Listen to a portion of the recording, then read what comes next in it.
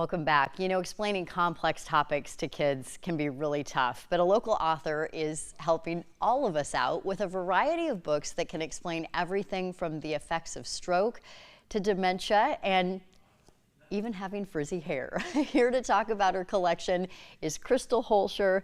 You're a speech pathologist by trade, Yes. which is an amazing profession. This is a little off the beaten path from that. It is. It all started because my father-in-law had a stroke in 2020, and at the time my children were 5 and 3, and they had kind of a hard time grasping the concept, although I had a pretty good idea of how to explain it to them and what to expect. So I looked online, and really there was only one book, even on Amazon, that described aphasia, which was what he had problems with was speech, understanding and speaking. And I thought, what a void in education for kids, that there's only one book out there that any parent or grandparent or whatever can give to their kids or grandkids. Yeah. And so from there, people kept coming out of the woodwork like, oh, I know somebody with Parkinson's. Oh, I'm moving my grandfather to a nursing home or whatever. And just the ideas I didn't even have to generate. People just brought them to me to write about. Right. So the majority of these have to do sort of with your niche in terms of working as a speech therapist, you know, like why is Papa talking funny?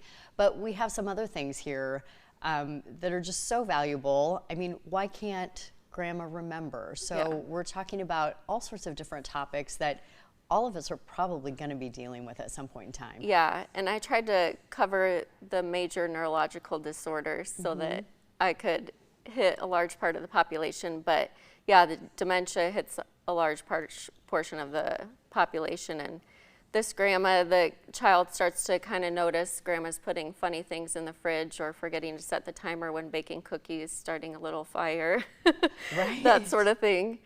So I try and put some kid humor and kid interest into the stories too, so it's not just informational, but it's entertaining too. Right.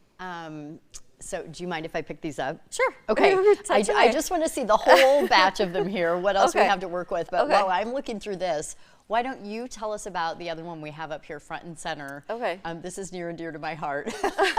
Frizzy, curly, swirly hair. So let's Yes. talk about this one and and of the course- inspiration yes. for it. Of course, this morning it rained, so I'm extra.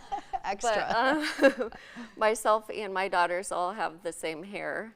And recently, my youngest has started elementary, and she's heard some maybe not so positive comments about her hair, which I knew from experience from my childhood too, that might come about.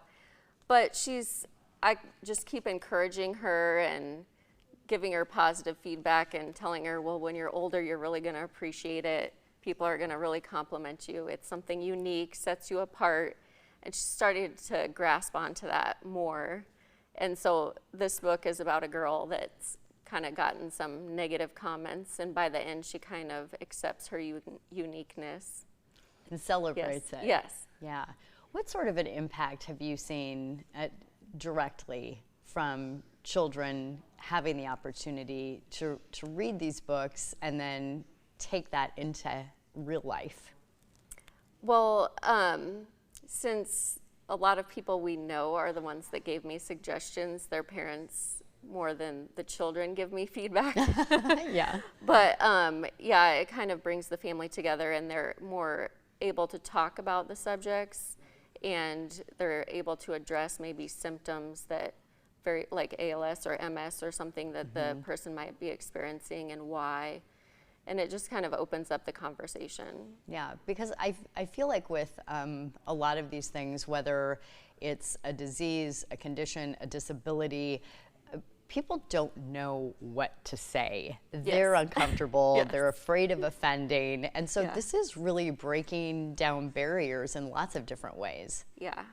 And a lot of the subjects, well, speech therapists deal a lot with dysphagia, which is swallowing difficulties. Oh And yeah, so I saw there that were one here. 0 dysphagia books for children online. So it's a smaller niche, but yeah, it just gives people an opportunity to read books that maybe they hadn't even heard of or they can learn something about. Yeah. Yeah. Okay, so you mentioned Amazon off the top. Can we find these on Amazon? Yeah, I have an author page on Amazon, so you can just search my name, Crystal Holscher, Holscher, and all 10 of my books should come up. So, Wonderful. Yes. Thank you from all of us for doing Thank this. you. It's so important.